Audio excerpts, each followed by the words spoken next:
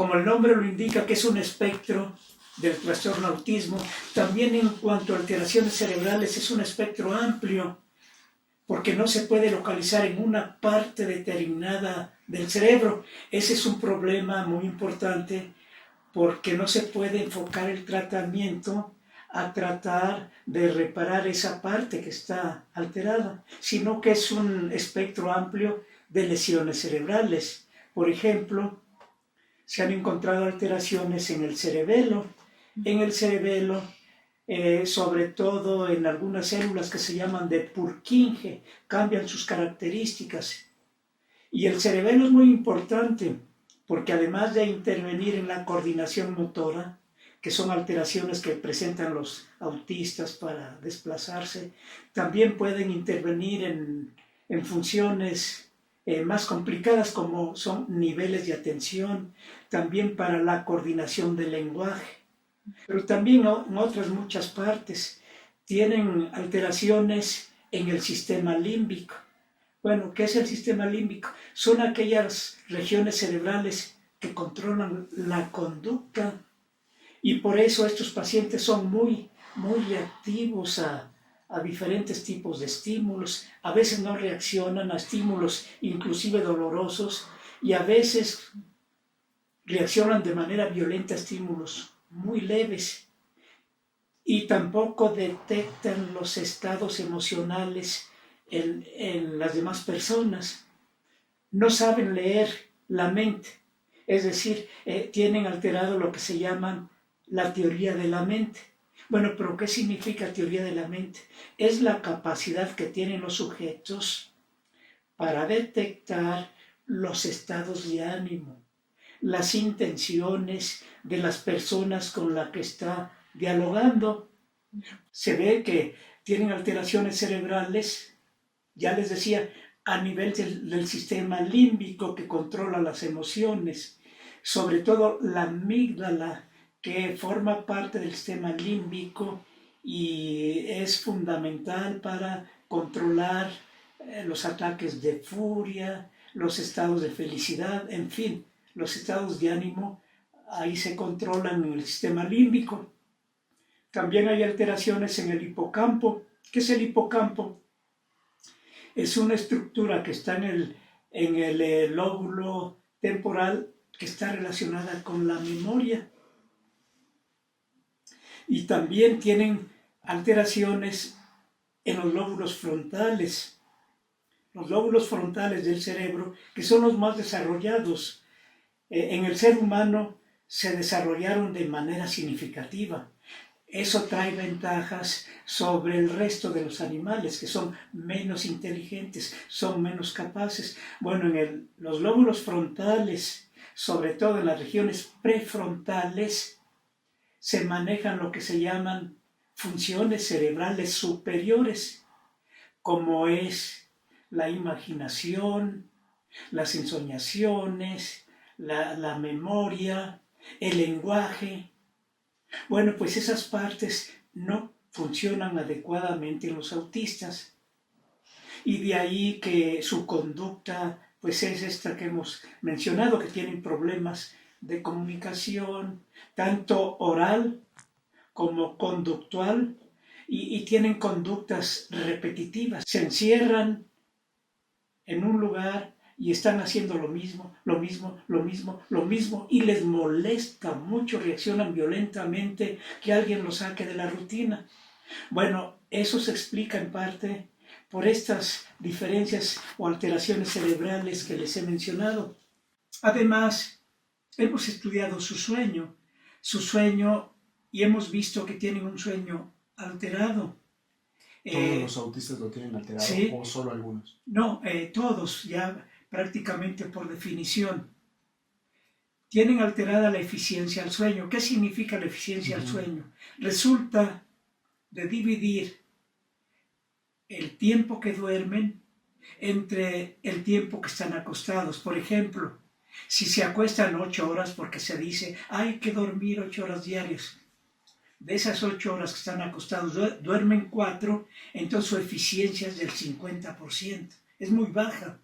Una eficiencia adecuada está arriba del 87%, arriba del 90%. Entonces estos pacientes tienen una eficiencia para el sueño baja. Además, tienen el sueño fraccionado. ¿Qué significa esto? Que empiezan a dormir, despiertan, vuelven a dormir, despiertan, vuelven a dormir, despiertan. Hemos detectado, aplicando pruebas psicométricas con un instrumento que mide la gravedad del síndrome de Asperger, ya hemos detectado, eso dio origen ya a una tesis de maestría, que entre peor duerman, la gravedad del síndrome de Asperger es peor. Entonces quiere decir que el sueño juega un papel fundamental para los síntomas que presentan estos pacientes. Y entonces con eso le hemos dado recomendaciones a los familiares de los pacientes. Traten de mejorar las características del sueño de su familiar. Y para eso les hemos indicado, sigan las reglas de la higiene del sueño. ¿Pero qué son esas reglas de higiene del sueño? Son varias recomendaciones. Traten de que se acueste y se levante a la misma hora. Si mueven esos horarios, ya es un principio para alterar el sueño. 2. No tomar bebidas excitantes. No café, no chocolate en exceso, no refrescos de cola, porque esos tienen cafeína. Traten de que la alimentación sea adecuada, del lugar donde duerman sea la adecuada, es decir, una temperatura agradable, porque ya sabemos que temperaturas extremas en el lugar donde dormimos alteran el sueño. Controlen la intensidad de la luz, de ser posible que duerman con la luz apagada, o si no se acostumbran, con una luz tenue, que no haya ruido. Una de las funciones del sueño es consolidar la memoria. Lo que se aprende mientras estamos durmiendo se tiene que fijar, consolidar mientras dormimos. Y la capacidad de aprendizaje también es importante, el dormir bien. Entonces se altera aprendizaje, memoria, se altera el estado de ánimo. Si no duermen bien, las personas se vuelven irritables, se deprimen fácilmente. Lo que sí hablaba hace rato de la serotonina, que está alterada su liberación. Y la serotonina forma parte de la regulación del ciclo vigilia-sueño. Cuando menos desde el punto de vista neuroquímico está esa alteración. Y además la serotonina forma parte de los mecanismos que regulan el dolor. Posiblemente eso explique por qué estos pacientes reaccionan de manera anormal ante el dolor. A veces pueden caer, van corriendo, se fracturan y no reaccionan con el dolor intenso que normalmente debería de estar presente, como si nada. O a veces cualquier pellizquito los hacen que reaccionen violentamente, como si les hubieran cortado de manera significativa. Ahí puede ser porque estos mecanismos que regulan el dolor no funcionan adecuadamente. Algunas madres gestantes que están enfermas durante el embarazo, al tomar medicamentos, coincide con que su niño es autista. ¿Y qué medicamentos se han detectado? Antiepilépticos. Algunas madres embarazadas epilépticas que tienen que controlar su epilepsia, se ha detectado que el valproato o el ácido valproico está muy relacionado con la incidencia de autismo. Y así les puse como ejemplo un fármaco, pero seguramente hay mucho más sustancias que todavía no se detectan y que alteran el desarrollo normal del sistema nervioso y que puede estar vinculado al autismo. Tantos contaminantes que hay en el medio ambiente, sustancias que utilizan para lavar, asear la casa, para lavar los platos. No sabemos de qué manera puedan contaminar y alterar el desarrollo del feto. Sí, todavía hay mucho que estudiar.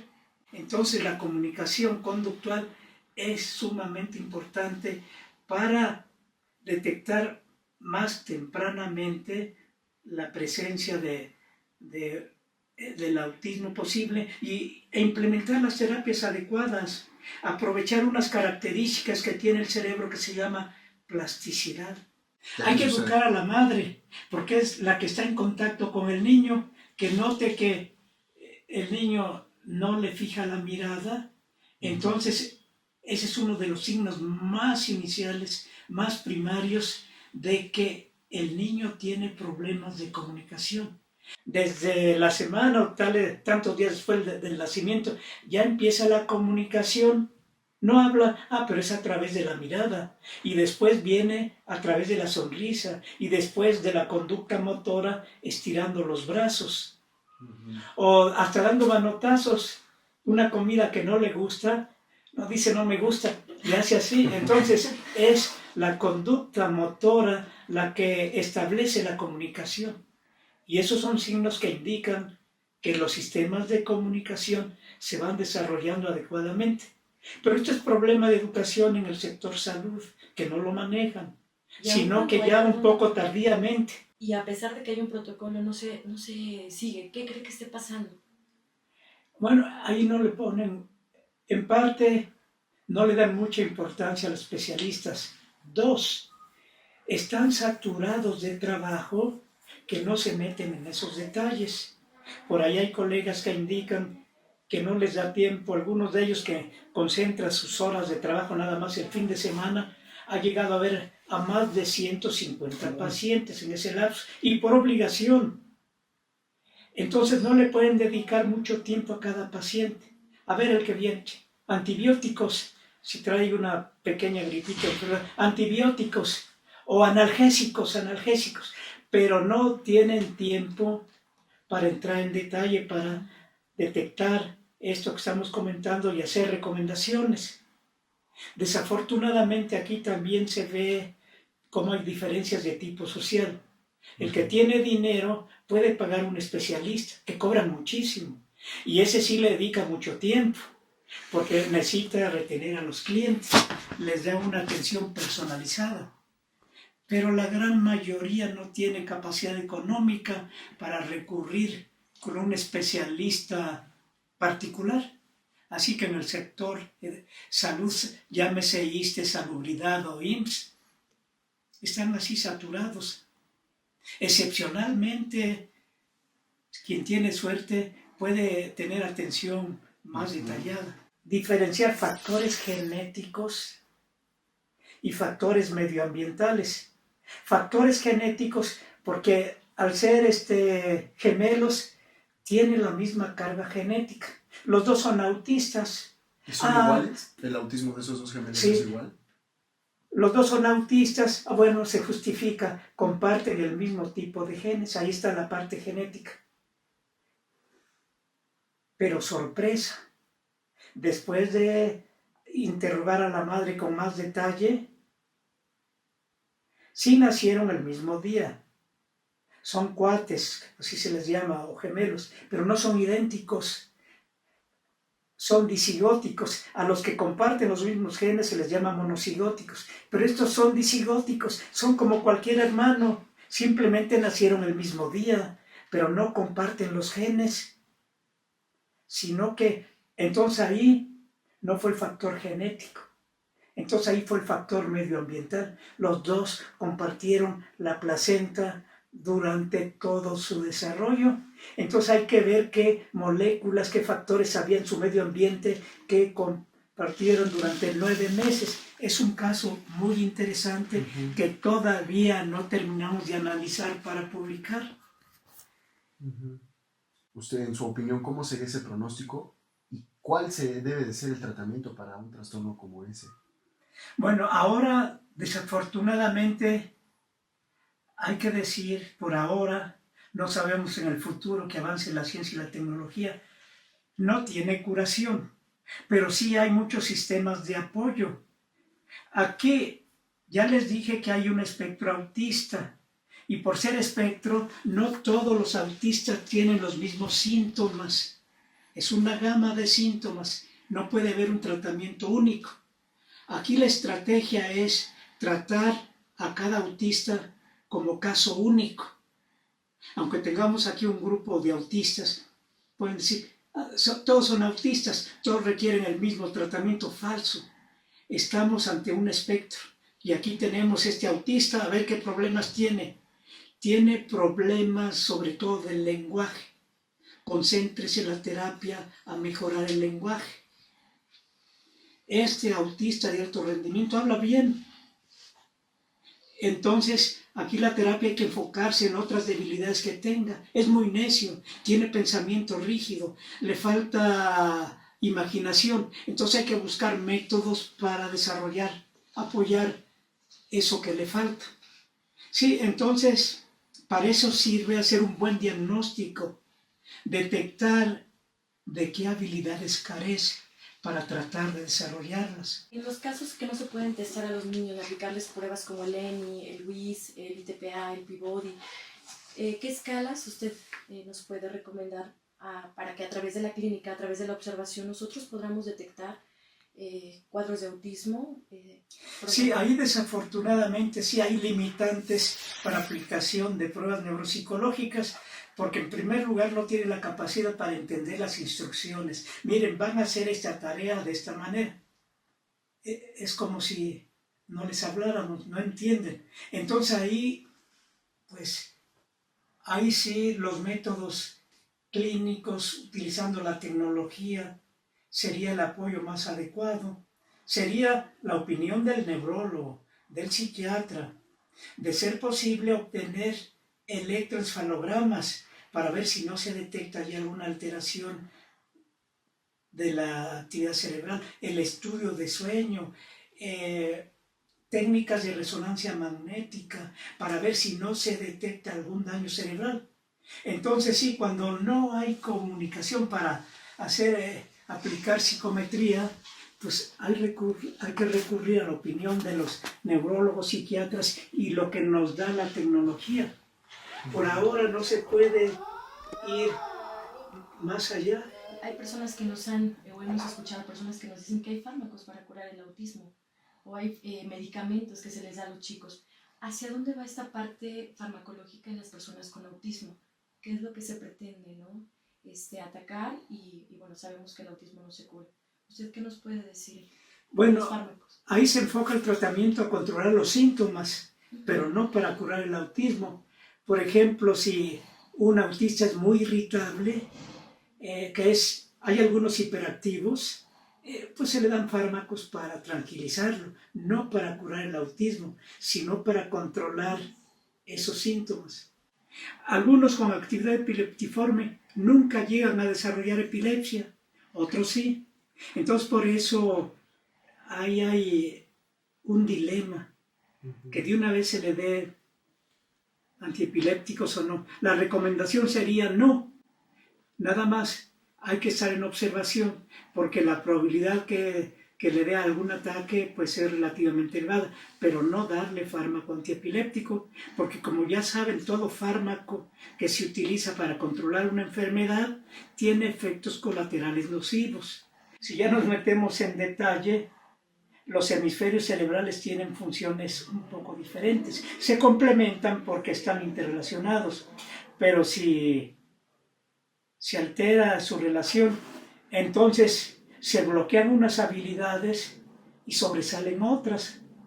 Por ejemplo, se sabe que las habilidades pictóricas, las panorámicas, son controladas por el hemisferio derecho, como en el caso de este super sabio que puede dibujar ciudades. Y se liberan en un momento determinado porque el hemisferio izquierdo lo está controlando.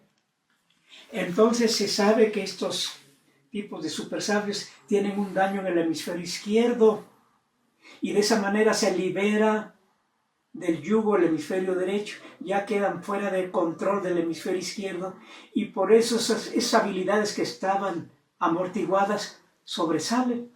En contraste, pues no manejan las habilidades que tiene el hemisferio izquierdo, como es el lenguaje, tienen problemas de lenguaje. Entonces, de esa manera se ha detectado cómo ciertas regiones cerebrales se liberan del control de otras regiones cerebrales. Y así que muchos de estos autistas tienen esas características. Y también la hormona masculina, la testosterona, porque esto es más abundante en hombres. Acuérdense, hay una proporción de 4-1, 5-1, 4 o 5 hombres contra una mujer, culpa de la testosterona. Y cómo la testosterona empieza a liberarse desde la gestación. Si es hombre, la cantidad de testosterona que se libera es mayor y dura más tiempo. Entonces, de esa manera, la posibilidad de que se genere un autista por culpa de la testosterona es mayor en el hombre, porque la mujer se libera de esa influencia, porque ya cuando es mujer, ya sus glándulas sexuales ya no liberan mucha testosterona, liberan otras hormonas, se liberan del yugo de la testosterona, y por eso la incidencia de autistas mujeres es menor, porque la testosterona ya no influye en el desarrollo cerebral, porque la testosterona hasta cierto punto está controlando el desarrollo del hemisferio derecho. Entonces cuando eso es muy marcado, entonces ahí están los autistas que en parte tienen origen por exceso de testosterona. Y así hay muchas teorías que poco a poco se van confirmando o desechando a medida que aumenta la información generada por la ciencia y métodos tecnológicos que son necesarios para cuantificar.